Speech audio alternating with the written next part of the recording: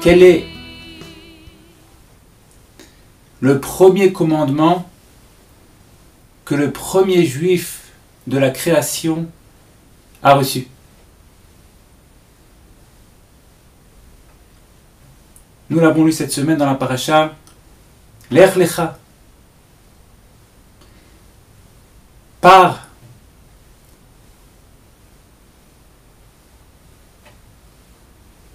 À l'évidence, il y a dans cette ordonnance de la Torah une racine profonde du judaïsme de chacun. Le premier commandement que le premier juif ait reçu est celui de pars.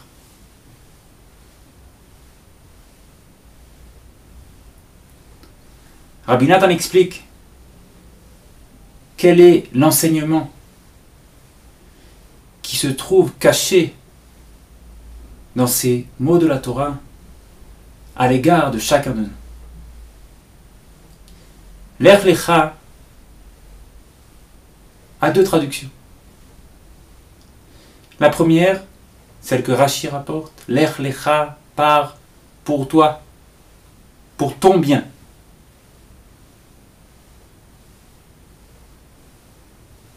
C'est un départ, un chemin que tu vas faire pour ton bien.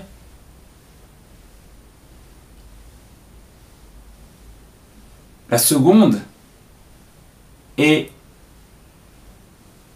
par lecha, vers toi, chez toi. Si quelqu'un veut dire en hébreu je vais chez le médecin, il dit aneholech la rofé, chez le médecin, au médecin. Au même titre, lech lecha, par chez toi, vers toi.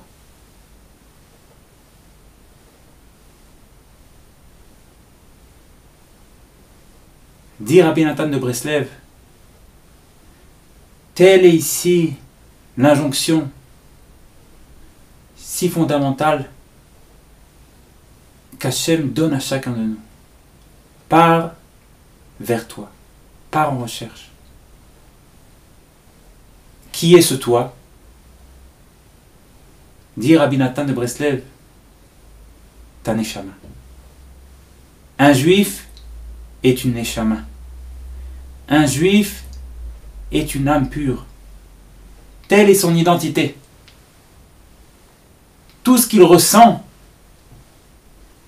même si ses sentiments lui semblent être lui-même, mais ils ne sont pas lui-même. Ils sont une illusion. Une illusion qui lui est collée de l'extérieur. Mais ce qu'il est lui-même, c'est une âme. C'est son identité. Chelek Elokam Imal, disent nos sages. L'âme est, entre guillemets, une partie d'Hachem. Et au même titre que la partie d'un tout n'a pas de volonté propre. Sa volonté, c'est la volonté du tout. Ainsi, il ne viendra pas à l'idée que la main droite est une volonté différente de la main gauche, car elles font partie d'un tout. À ce titre aussi, la neshama de chaque juif qui est lui-même, dans son essence, ne veut que faire la volonté d'Hachem. Et tout ce qui lui semble être contre cela n'est qu'une illusion qui, pour le moment, le voile de sa propre identité. Dit la Torah, dit Hachem avant toute chose, le premier commandement à chacun. Pars à la recherche. N'accepte pas cet état de fait. N'accepte pas de rester dans l'illusion.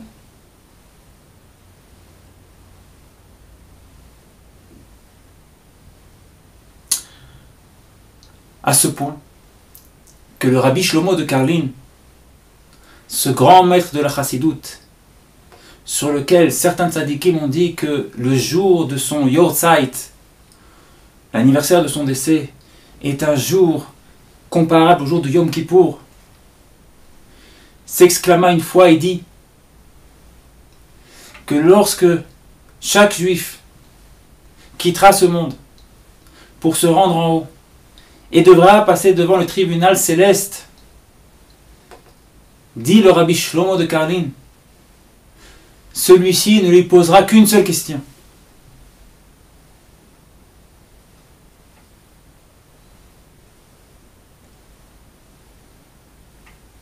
Pourquoi as-tu oublié qui tu étais?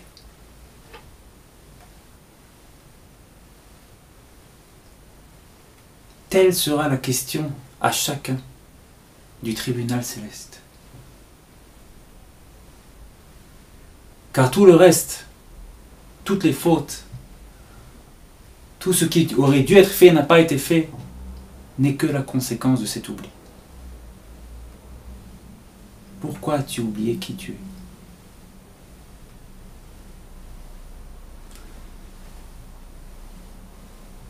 Une fois, notre maître Rabbi Nachman de Breslev parlait, comme à son habitude, à ses élèves de Divrei Torah, et en l'occurrence, leur faisait l'éloge de Avraham Avinu. Combien était grande son abnégation pour Hachem, combien était grande son abnégation pour la création, la rapprocher de son Créateur.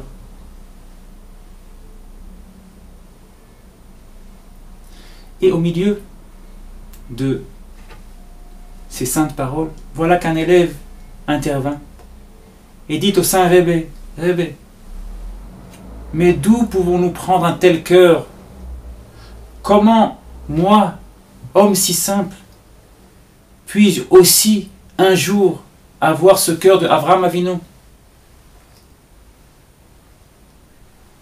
Rabbi Nachman de Breslev entendit et répondit à cet homme simple, sache que ce cœur de Avraham Avinu, tu l'as. Juste que tu ne l'attises pas.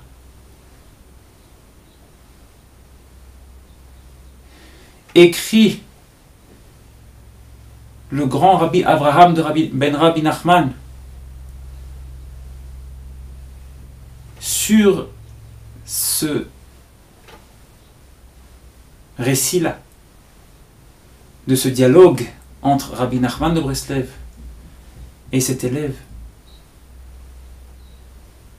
que Rabbi Nachman ici voulait dévoiler à chacun, quand chacun de nous se trouve le cœur de Avraham Avinu, il est déjà là, il n'est pas à faire, il y est. Et que fort de cela, chaque juif peut arriver à tous les niveaux possibles, tous les niveaux imaginables, tout ce qu'il lit dans les histoires de tzadikim, chaque juif peut le faire. Là où est arrivé Avraham Avinu, toi aussi, moi aussi, nous pouvons y arriver, car c'est déjà en nous.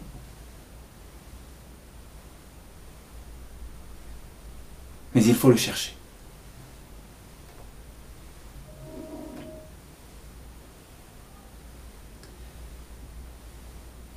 Continue Rabbi Nathan et explique la suite du verset. Lech lecha, pars vers toi. Mais sache que dès lors que tu pars dans cette grandiose recherche de cette princesse qui se trouve en toi, cette neshama, ce toi-même, sache que dans ce chemin-là vont se dresser toutes sortes d'obstacles, toutes sortes de voiles qui voudront te cacher, t'arrêter. C'est ce que continue le verset. Lech lecha me'artsecha. mimoladtecha, ou mi bet avicha. Lorsque tu partiras dans cette recherche, apprends aussi à quitter les idées préconçues, les choses pas toujours vraies qui se sont collées à toi, mais artsecha, de ton pays. Parfois, dans l'air du pays où on a grandi, il y a toutes sortes de choses, d'idées qui se sont collées à nous. Il y a des pays où dire ce qu'on pense haut et fort et savoir taper du poing sur la table, c'est, sans qu'on s'en rende compte, c'est perçu comme nous comme une force. Hein. Et on s'habitue, on prend la chose pour argent comptant. D'autres pays où, dans l'air du temps du pays, sans qu'on s'en rende compte, parler pour ne rien dire est une bonne chose. Bah, et on en prend la chose avec nous. Il y a l'imolad techa, dit le verset. Il y a parfois des mensonges, des idées préconçues qui viennent, t'accompagnent depuis la naissance et que tu dois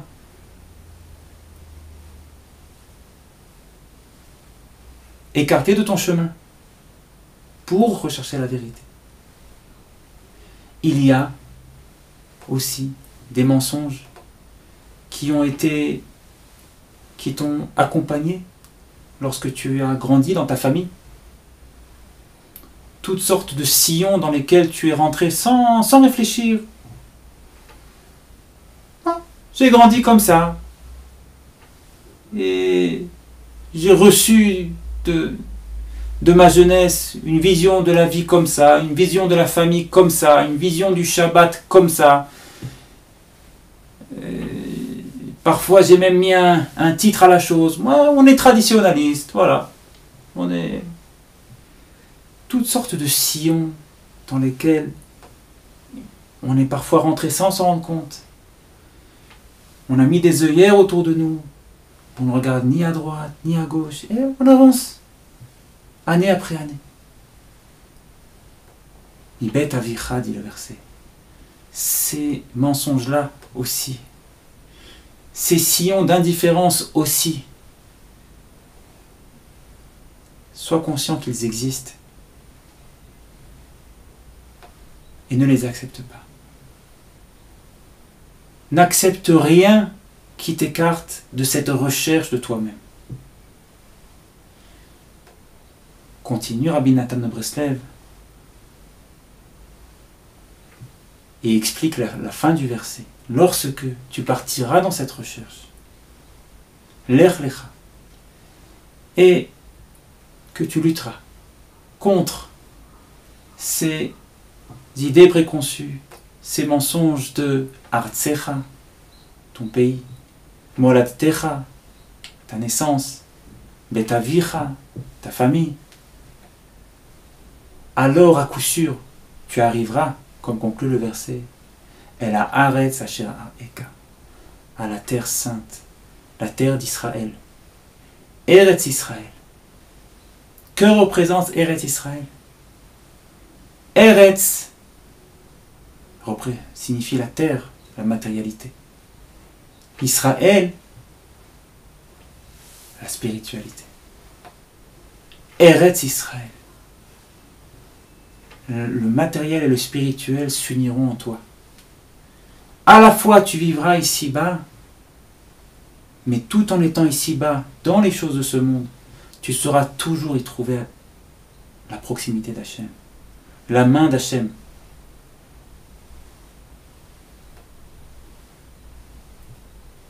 Qu'Hachem nous aide à aller dans ces chemins-là.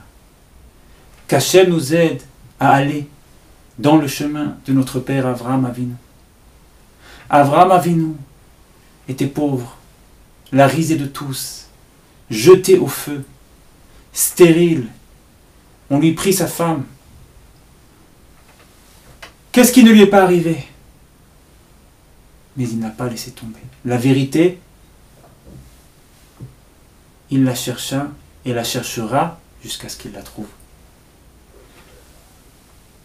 que nous méritions d'aller dans ce chemin-là, d'apprendre de la persévérance de nos pères et d'arriver, avec l'aide d'Hachem, chacun à notre but, à notre ultime succès.